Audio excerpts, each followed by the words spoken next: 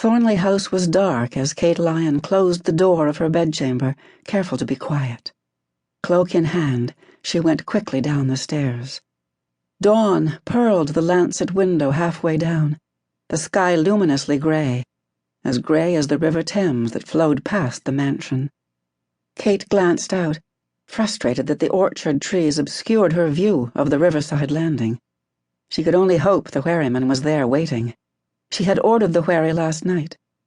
At the bottom of the stairs, she turned into the great hall as the bell of the nearby Savoy Chapel clanged the hour. 6 o'clock. 2 hours to go, Kate thought.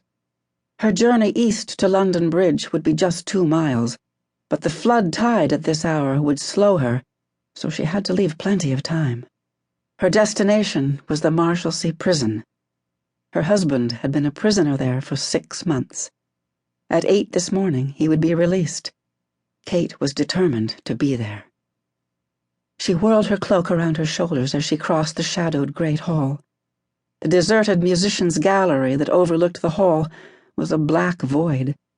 Even the tapestries Kate moved past were indistinct, the light too feeble yet to fire their gorgeous silk colors, or to illuminate the gold-lettered spines of the books stacked on the dining table. The books were a new shipment from Paris that her grandmother had ordered. Old volumes, they smelled like dust. Having lived in Thornley House for 6 months, Kate had become used to its 2 distinctive smells, old books and fresh roses, her grandmother's twin passions. She rapped her knuckles lightly 3 times on the table as she passed, a small ritual developed in her visits here as a child. Always 3 taps. For luck? She was 22 now and did not believe in luck. But some childish habits never die. The Puritans would call it a pagan impulse close to blasphemy. But then, Puritans could sniff blasphemy in a summer breeze. "So you're going?" Her grandmother's voice startled her. Lady Thornley stepped out from the shadows behind the stacked books. Though 72, the Dowager Baroness stood as straight as a sapling. The velvet robe of forest green she had put on over her nightdress was tied at her narrow waist, and her silver hair, plaited for sleep, curved over her shoulder. Even in the dim light, Kate felt her grandmother's dark eyes bore into her own. Kate had hoped to avoid this confrontation, hoped their truce would hold. Straining for neutrality, she said, "You are up early, my lady."